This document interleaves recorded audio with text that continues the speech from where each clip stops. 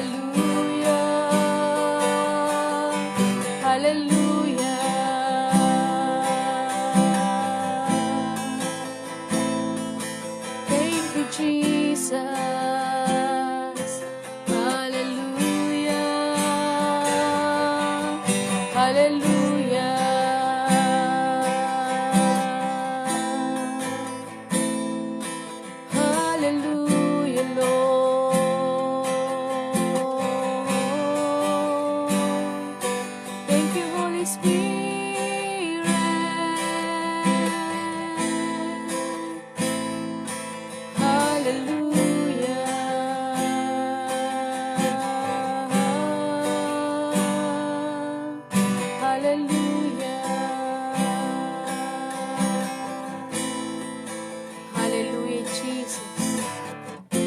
We worship you, Jesus. We worship you, Father God. We worship you, Holy Spirit. Hallelujah. Salamat sa inyo, Panginoon, sa umagang ito, na binigyan nyo kami ng pagkakataon na muli mag-aral lang yung mga salita.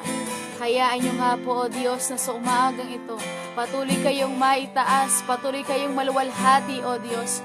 Hayaan nyo nga po na bawat salita ninyo na aming pagsasalu-saluhan ngayong umaga ay maging kalakasan ng aming mga espiritu. Hayaan nyo, O Diyos, na patuloy kaming makasunod alinsunod sa inyong kalooban. Tulungan nyo kami, samahan nyo kami, Holy Spirit, kayo pong higit na makapagpapaunawa ng salita ng Diyos. Kaya ang aming panalangin, patuloy nyo kaming pangunahan sa pag-aaral ng iyong mga salita. At ang aming panalangin, O Diyos, ilagay nyo sa amin ang kagalakan. Ilagay nyo sa amin ang kapayapaan habang tinatanggap namin, Panginoon, ang iyong mga salita bilang pagtutuwid, bilang pagtuturo, at bilang paalala, O Diyos, sa buhay ng bawat isa sa amin. Salamat po sa inyo, itong aming samot dalangin sa pangalan po ng aming Panginoong Jesus. Amen. Amen. Purihin po ang Diyos sa umagang ito. Tayo ay mag-aaral ng kanyang mga salita. At buksan po natin ang ating mga Biblia dito sa aklat ng unang Tesalonica chapter 1. Sa aklat po ng unang Tesalonica, 1 Thessalonians chapter 1, verse 2 hanggang verse 4. Sabi po dito sa 1 Thessalonians chapter 1, verse 2 hanggang verse 4.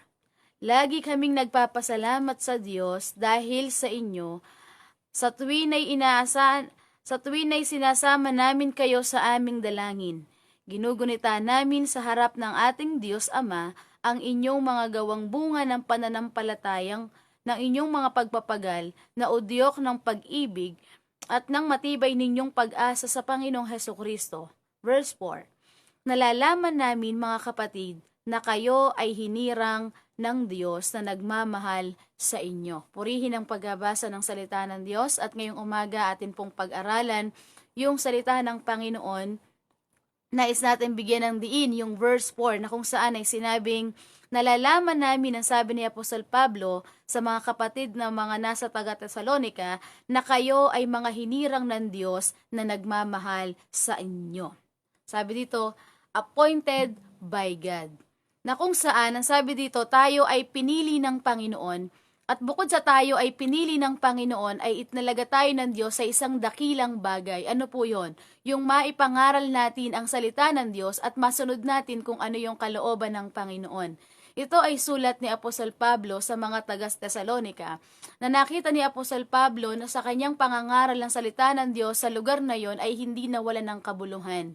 Kung babasahin natin ang verse 5, ang sabi dito, ang mabuting balita na lubos naming pinaniniwalaan ay ipinahayag namin sa inyo, hindi sa salita lamang, ito'y may kapangyarihan at patotoo ng banal na Espiritu at nakita ninyo kung paano kami namuhay sa inyong piling. Ito'y ginawa namin para sa inyong kabutihan. So si Apostol Pablo po ay nangaral ng salita ng Diyos sa mga taga-Tesalonica at hindi naman siya nagtagal sa lugar na yon. At kinakailangan ni Apostol Pablo na umalis para pumunta sa lugar na nais ng Panginoon na kanyang tahakin. Ngunit sa kabila ng lahat ng ito, nakita ni Apostol Pablo na ang mga taga-Tesalonica ay nagpatuloy sa paglilingkod sa Panginoon. Nagpatuloy at patuloy na lumago sa pananampalataya. Sapagkat ang sabi dito sa verse 3, ginugunita namin sa harapan ng ating Diyos Ama ang inyong gawang bunga ng pananampalataya, ang inyong mga pagpapagal at udyok ng pag-ibig, at ang matibay ninyong pag-asa sa Panginoong Hesukristo. So, ang mga taga-Tesalonica ay nagpatuloy sa pananalangin, sa pag-aaral ng salita ng Diyos, sa ikalalago ng kanilang mga pananampalataya. At galak na galak ang puso ni Apostol Pablo kapag nababalitaan niya na ang mga taong ito na kanyang napangaralan ay nagpapatuloy sa kabila ng wala na siya sa lugar na yon. Na yung mga salita niya, kagaya nga ng sinabi ni Apostol Pablo kay Timoteo, na sinasabi niya na, anak ko, na huwag mong kalilimutan yung mga itinuro ko sa iyo. Ituro mo rin dun sa mga tao mapagkakatiwala ang magturo din naman sa iba. Kaya etong mga Tesalonica ay nagpatuloy sa paglilingkod sa Panginoon. Kaya naman si Apostol Pablo ay nagagalak yung kanyang damdamin sapagkat alam niya na nagpapatuloy sila sa paglilingkod sa Panginoon. At nasabi nga ni Apostol Pablo na nalalaman namin mga kapatid na kayo ay hinirang ng Diyos na nagmamahal sa inyo. Itinalaga kayo para sa bagay na ito. Marahil, ang mga taga-Thessalonica ay nag-i-evangelize na rin. Nangangaral na rin ang salita ng Panginoon. Itinalaga na rin sila ng Panginoon para mangaral ng mabuting balita. Appointed by God, I am chosen. Pinili tayo ng Panginoon. Sabi nga, lahat ay tinawag, pero kakaunti lang yung mga nahihirang.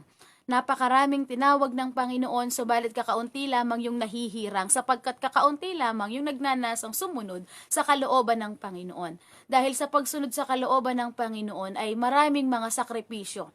Kaya nga sabi ng Panginoong Hesus, kung ibig ninyong sumunod sa akin, limutin ninyo ang ukol sa inyong sarili, pasanin ang kanyang krus at sumunod sa akin. At lahat na nagnanasang sumunod sa akin ay daranas ng pag-uusig. Kaya maraming tao na sa umpisa pa lang ay sumusunod, naglilingkod, pero hindi na sila umaabot minsan sa kalagitnaan ng paglilingkod at humihinto na at bumabalik na sa dating buhay sapagkat nakikita nila at patuloy nilang nararanasan yung kahirapan na sinabi ng Panginoon na magbabata kayo ng matinding kahirapan lahat ng mga susunod sa akin. Kaya napakahalaga na sa pagsunod sa kalooban ng Panginoon ay kalimutan ang sarili para talaga makasunod ka. Dahil sa pagsunod mo sa kalooban ng Panginoon, hindi laging smooth. Sabi nga, ang pagsunod sa kalooban ng Panginoon hindi madali. Nandoon yung sakripisyo, nandoon yung hirap. Pero tandaan natin, pagsunod sa kalooban ng Panginoon ay laging tama. Kahit minsan darating ka dun sa puntong hindi mo na naiintindihan. Pero dahil ito yung kalooban ng Panginoon, you need to go. Kinakailangan mong mag-move forward, move forward. Hanggat hindi sinasabi ng Panginoon na hinto, hindi ka hihinto. Hanggang sa matupad mo kung ano yung sinasabi ng salita ng Panginoon. At tandaan natin, sa ating mga pagsunod sa Panginoon at sa pagkatawag natin ay walang aksidente. Hindi aksidente na tinawag ka ng Panginoon. Sabi nga, kung yung buhok natin ay bilang ng Panginoon, yung pakayang pangalan natin ay hindi niya alam. So sabi dito, walang aksidente sa Panginoon. Ang lahat ng bagay na nangyayari sa kapanahunan natin kahit yung mga unang panahon pa at yung susunod na panahon pa ay alam na ng Panginoon. Sabi sa Aklat ng Mangangaral chapter 3, verse 1 hanggang verse 10, isinulat doon ang lahat ng kapanahunan. May kapanahunan ng kapanganakan, may kapanahunan ng kamatayan, may kapanahunan ng pagtatanim, may panahon ng pagbunot ng tanim, may panahon ng kagalakan, ng kalungkutan, ng pagluha. Maraming kapanahunan na inilagay ang Panginoon at ang lahat ng kapanahunan na yon ay magwawakas. Isang bagay lang yung tiyak na kung saan kapag tayo ay nasa kalooban ng Panginoon, pagka natapos yung buhay natin dito sa lupa, merong susunod na buhay na walang hanggan. Lahat ng bagay na meron tayo dito sa mundong ibabaw ay lilipas, kukupas, maluluma, mananakaw at mawawala.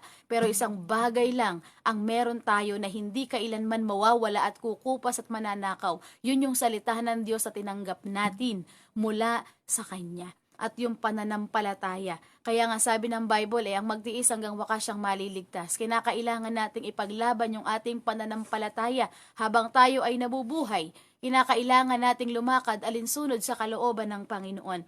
Dahil lang yung pagkatawag ay hindi aksidente. Tinawag ka ng Diyos, pinili ka ng Panginoon nung ikaw ay isinilang. Basahin natin sa aklat ng Jeremiah. Dito sa aklat ng Jeremiah chapter 1, verse 4 hanggang verse 10. Sabi dito, sinabi sa akin ni Yahweh, pinili na kita bago ka pa ipaglihi upang maging propeta ng lahat ng bansa. Sinasabi ko sa iyo, sinabi ko naman, Yahweh, hindi po ako marunong magsalita, bata pa po ako. Subalit sinabi niya sa akin, huwag mong sabihing bata ka, sinusugo kita kaya't humayo ka, ipahayag mo sa lahat ang aking iniuutos sa iyo. Huwag mo silang katatakutan, sapagkat ako'y sa iyo at iingatan kita. Akong si Yahweh ang nagsasabi nito. Pagkatapos ay iniunat ni Yahweh ang kanyang bisig, hinipo ang mga labi ko at sinabi, hayan, ibinibigay ko na sa iyo ang dapat mong sabihin. Ibinibigay ko rin sa iyo ngayon ang kapangyarihan ng bawat bansa at mga kaharian. Sila'y bunutin at ibagsak, lipulin at wasakin, ibangon at itatag. Mga kapatid, pinili na tayo ng Panginoon bago pa tayo ipaglihi ng ating mga magulang. Wala ka pa. Isipin mo, dalaga pa lang yung nanay mo, binata pa lang yung tatay mo, alam na ng Panginoon na silang dalawa ang magiging mag-asawa. At alam na ng Panginoon na ikaw yung magiging bunga ng kanilang pagmamahalan. Ano ibig sabihin dito? Wala ka pa, nakatalaga ka na sa Panginoon. Wala ka pa, naitalaga ka na ng Panginoon para sa bagay na ito. Anong sabi ni Jeremiah? Sabi niya, Panginoon, di ako marunong magsalita. May dahilan na agad siya. Napakabata na Jeremiah nang tinawag ng Panginoon. Kaya nung isinusugo na siya ng Panginoon, sabi niya, Lord, hindi po ako marunong magsalita. Sabi niya, verse 6, Yahweh, hindi po ako marunong magsalita. Bata pa po ako. Maaari ngayon, hindi na po tayo bata. Nasa wastong edad na tayo, nasa wastong kaisipan. Ang maaari nyo lang sabihin siguro ay bata pa ako sa pananampalataya. Ibig sabihin, konti pa lang yung nalalaman ko. Ilang buwan pa lang naman ako naglilingkod sa Panginoon kaya hindi pa sapat yung aking kakayanan, yung talino ko sa salita ng Diyos para gamitin bilang tagapangaral, gamitin bilang tagapanguna ng Panginoon sa kanyang gawain. Napakarami natin pwedeng idahilan, totoo yan. Dahil unang-una nakatingin tayo sa sarili natin, na hindi natin kaya, wala tayong kakayanan. Pero pag titingin tayo sa kakayanan ng Panginoon, mga kapatid, higit ka pa sa lahat ng higit na alam mo. Sapagkat ang Panginoon na yung nasa sa iyo. Yung banal na Espiritu na nasa sa ating kaloob-looban, siya na yung magtuturo sa iyo. Yung mga hindi na ituro sa atin, yung mga bagay na hindi na ipaunawa sa atin, siya yung magpapaunawa. Ano sabi ng Panginoong Jesus? Huwag na kayong malungkot. Pag alis ko, susuguin ng Ama, yung banal na Espiritu, ipapadala niya. Siya yung magiging tagapag-aliw ninyo. Hindi lang kayo aaliwin, syempre tuturuan niya rin kayo, ililid niya kayo sa kung ano yung dapat ninyong gawin. Di kayo marunong manalangin, ang banal na Espiritu ang siyang tutulong sa inyo para matuto kayo, para malaman ninyo kung ano yung dapat ninyong ipanalangin. At kapag ka ang Holy Spirit ang nagturo sa atin, laging tiyak yon. Ang salita ng Diyos kapag ka nagturo sa atin, laging direct to the point. Hindi kagaya ng tao, kapag ka pwedeng sabihin ng tao, pwedeng hindi, pwedeng oo, pwedeng matutupad dyan, pwedeng siguro, hindi siya sigurado. Pero kapag ka ang Diyos ang nagsabing tinawag kita, pinili kita, wala ka pa, dinisenyuhan na kita. Ano sabi diyan? Sinabi sa akin ni Yahweh, pinili na kita bago ka pa ipaglihi upang maging propeta ng lahat ng bansa. Kaya kahit anong dahilan na pwede mong ibigay sa Panginoon, hindi niya tatanggapin kasi siya yung nagmold sa iyo eh. Siya yung lumilok sa'yo. Doon ka pa lang sa sinapupunan, wala ka pang wastong kaisipan. Nililok ka na ng Panginoon. Siya na ang naglagay kung ano yung dapat mong gawin.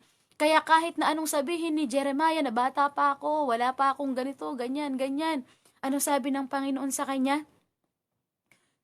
Verse 7, subalit sinabi niya sa akin, huwag mong sabihing bata ka. O yan ang sasabihin ng Panginoon kapag ka, Lord, hindi ko kaya. Anong sasabihin ng Panginoon? Kaya mo yan. Lord, natatakot ako. Ano sasabihin ng Panginoon? Huwag kang matakot. Lord, mahina yung loob ko. Ano sasabihin ng Panginoon? Lakasan mo loob mo. Ganun lang yon. Ganun lang yon. Kaya minsan pagka dumarating ako dun sa mga question na ganyan din, naalala ko lagi ang Pastor Paul pag lagi niya sinasabi sa akin, baliktarin mo lang. Kapag ka negative yung sasabihin mo, baliktarin mo lang. Kapag ka sinasabi mong parang nanghihina ka, sabihin mo, malakas ako. Kapag ka nalulungkot ka, sabihin mo, masaya ako. Baliktarin mo lang kasi dalawa lang naman eh. Isang positibo, isang negatibo. Kaya kapag ka parang negatibo na yung kaisipan mo, baliktarin mo lang daw. Pagka feeling mo alone ka, sabihin mo, hindi ako alone, I'm not alone. Lagi natin naririnig yan sa ating tagapanguna. Baliktarin mo lang yung sitwasyon. Kaya nga ano sinabi ni Jeremiah, bata pa ako. Ano sabi ng Panginoon? Huwag mong sabihing bata ka. Mahina pa ako, huwag mong sabihing mahina ka. Nasa sayo na ang Panginoon nasa sayo na ang banal na Espiritu. Paano mo masasabing mahina ka at wala kang alam? Ang lahat ng bagay na kaya mo at mga bagay na kailangan mo ay ibinigay na ng Panginoon. Sabi niya, sinusugo kita, kaya't humayo ka. Wala pa rin nagawa si Jeremiah. Sinusugo siya ng Panginoon Pagka sinabi ng Panginoon na ikaw yung para dyan, ikaw talaga ang para dyan. Kahit anong gawin mo, tingnan niyo po si Jonas. Nung sinugo si Jonas ng Panginoon doon sa Ninive, pumunta ng Tarsis. Wala siyang nagawa Nilunok siya ng isang malaking isda at pagkatapos lipas lang ng ilang araw, nandoon na siya sa kalooban ng Panginoon. Pag ikaw kasi ang kalooban ng Panginoon para sa lugar na ikaw ang ilalagay ng Panginoon. Sa sitwasyong yan, ikaw ang ilalagay ng Panginoon. Kaya sa sitwasyong pahirap na pinagdadaanan mo, hindi aksidenteng sa'yo ibinigay ng Panginoon yan. May dahilan ng Panginoon. Bakit mo pinagdadaanan, kapatid, yung sitwasyong yan meron ka ngayon?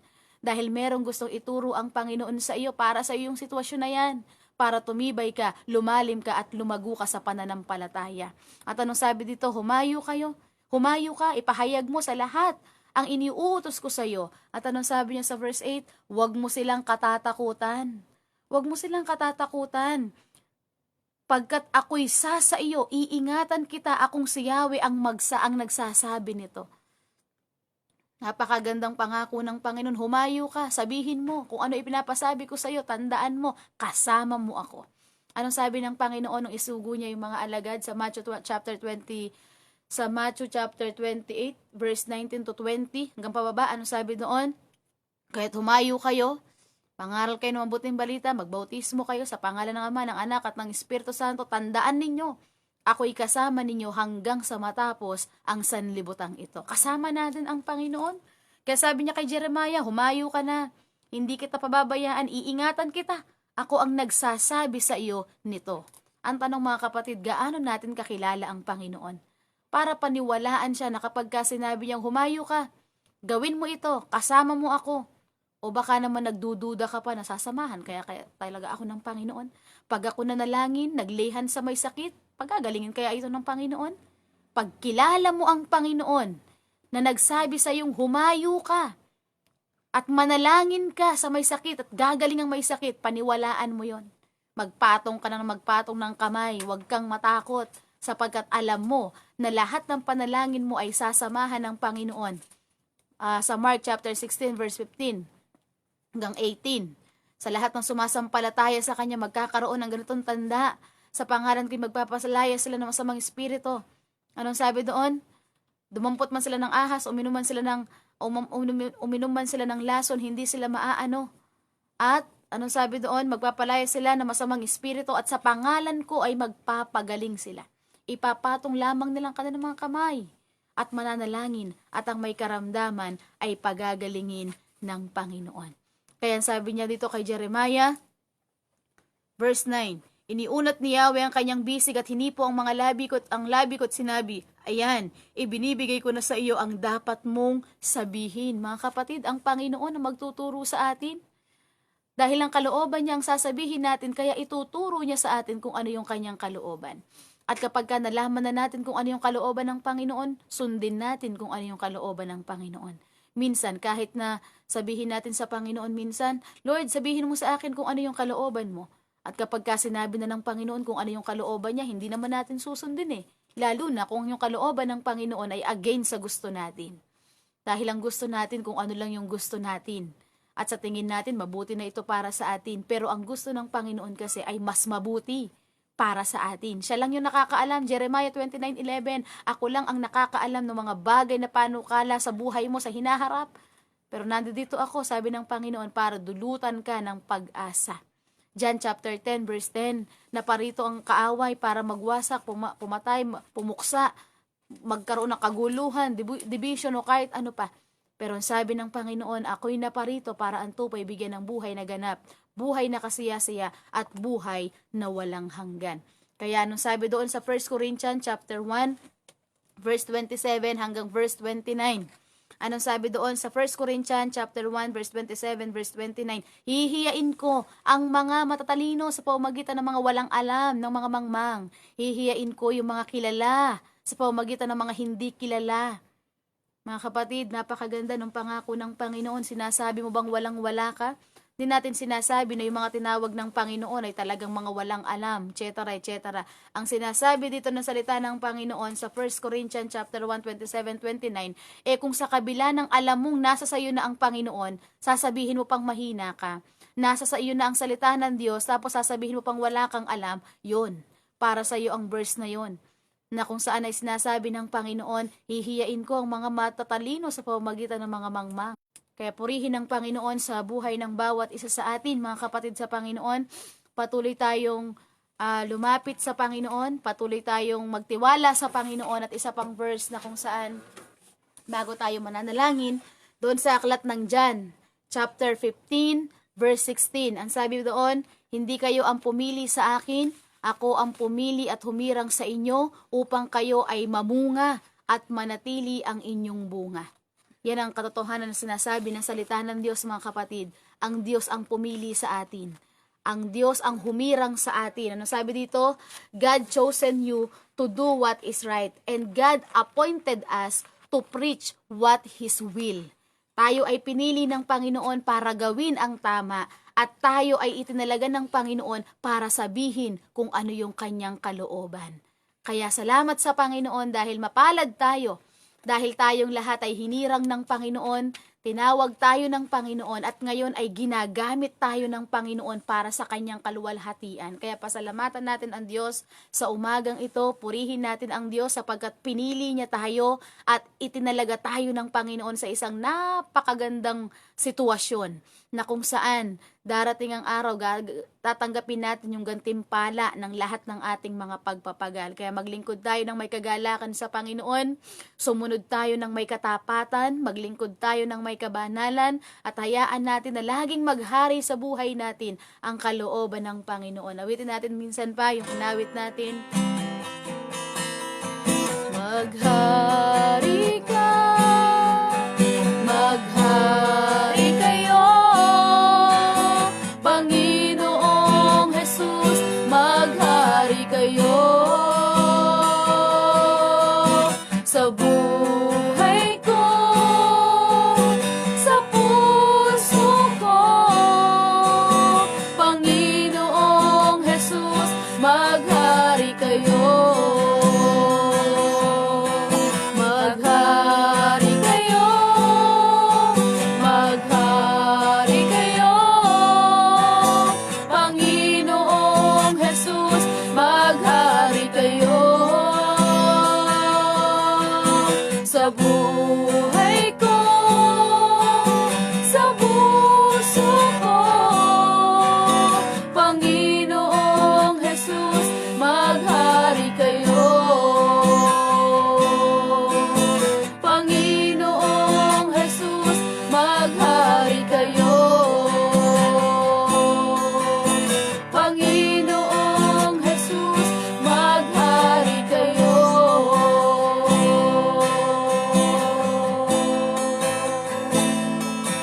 Hallelujah.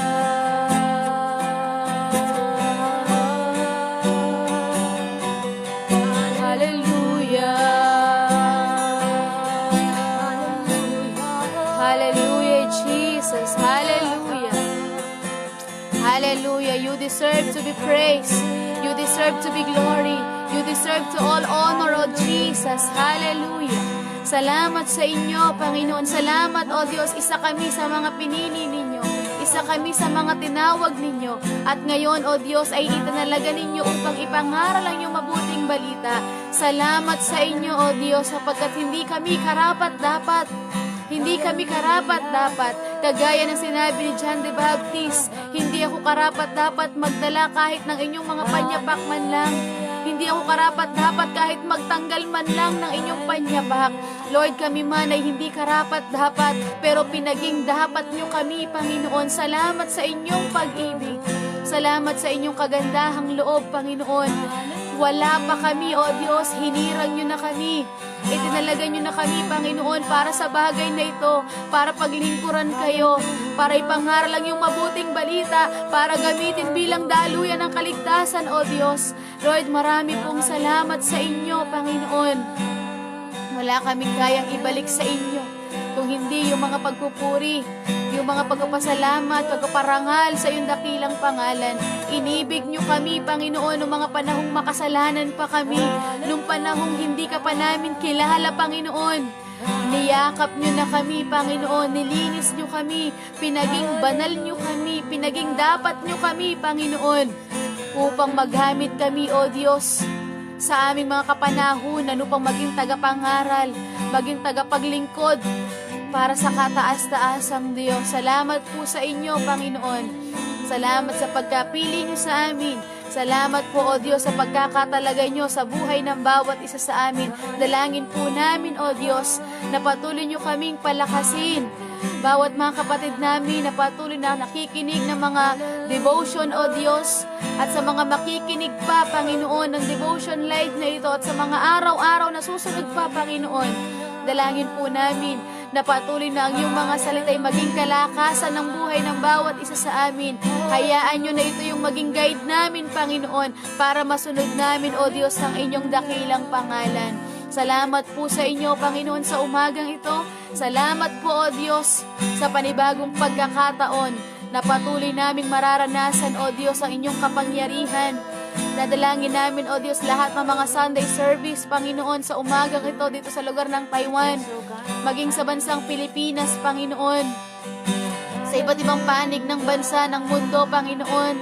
Dalangin po namin, O Diyos, na patuloy na ang pagsama ninyo, O Diyos, sa lahat ng inyong gawain ay patuloy na maranasan ang inyong mga anak. Patuloy kayong magparanas ng mga dakilang bagay. Patuloy niyong ipahayag sa amin, O Diyos, ang inyong dakilang kalooban. Bigyan niyo kami ng kagalakan sa pagsunod.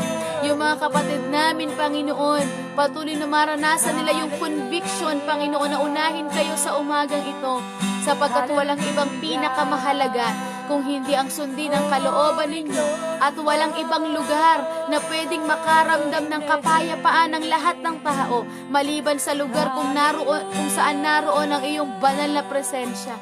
Kaya sa umagang ito, Panginoon, ingatan mo ang iyong mga anak na magsisipagbiyahe patungo sa iyong gawain, at ang aming panalangin, O Diyos, ang kagalakan ay patuloy na mag-umapaw sa aming mga puso, maging lahat ng mga gagamitin yung tatayo, mga lingkod ninyo, Panginoon, na mga ngaral ng iyong mabuting balita. Lord, double portion of anointing, karunungan, kaalaman na tanging sa inyo lamang nagmumula, Panginoon, ang patuloy niyo pong ipagkaloob sa bawat isa sa amin, Panginoon, at tanging salita niyo lamang, Panginoon, ang siyang patuloy po naming maipahayag. Salamat po sa inyo.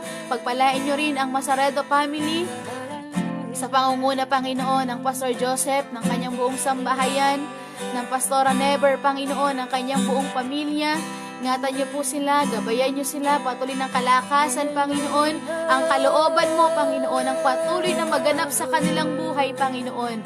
Salamat sa inyo at sa kalooban ninyo, Panginoon, ay makakasama din namin, Panginoon, ang pamilyang ito sa lugar ng Taiwan. Maging ang nalalapit na camp, Panginoon, ay aming idinadalangin sa inyo. Lord, patuloy, Panginoon, ang pagkilos ninyo, ang paggawa ninyo, Panginoon, sa araw na yon. Nagtatanim kami ng panalangin ngayon pa lang, at kami naniniwala, Panginoon, na sa darating na buwan, Panginoon, ng February, na kung saan ay dadausin ang camp meeting, Panginoon, sa bansang Taiwan. Naniniwala kami, Panginoon, na ang kaayusan, ang kapayapaan, ngayon pa lang ay ihahanda mo na, O Diyos, ang lahat ng bagay. At marami pang mga kaluluwa, Panginoon, ang darating, Panginoon, sa lugar yon, para sama-sama namin purihin at luwalhatiin ang inyong dakilang pangalan. Salamat po sa inyo. Pagpalain niyo po, O Diyos, ang buhay ng bawat isa sa amin, Panginoon. Lahat ng mga nagnanasa, Panginoon, ng prayer request, Panginoon. Ano man yung kanilang mga prayer request, Panginoon, dalangin po namin yung katugunan ay kanilang maranasan, Panginoon. Kung sino man ang mga may karamdaman, Panginoon, hinihiling po namin, Panginoon, ang kagalingan ay dumating po, O Diyos, sa buhay ng bawat isa sa kanila. At yung mga taong nawawala na ng pag-asa, napupuno na ng kalungkutan ng buhay, Panginoon, naniniwala po kami na ang patuloy na kagalakan mo, Panginoon, ang patuloy nilang mararanasan. Salamat po sa inyo sa oras na ito. Itong aming samot na langin sa pangalan po ng aming Panginoong Jesus. Amen. Purihin po ang Panginoon sa umagang ito. Narito po ang ating mga kasamang nag-devotion. Ayan po sila, mga nag-stay out. Ayan, purihin po ang Panginoon. Nandito po tayo sa Pastoral House. Dito po sa ating church sa DFC, Taichung, Taiwan. Pagpalain po kayo ng Panginoon. Mahal po namin kayo sa Panginoon. God bless po, Parbian.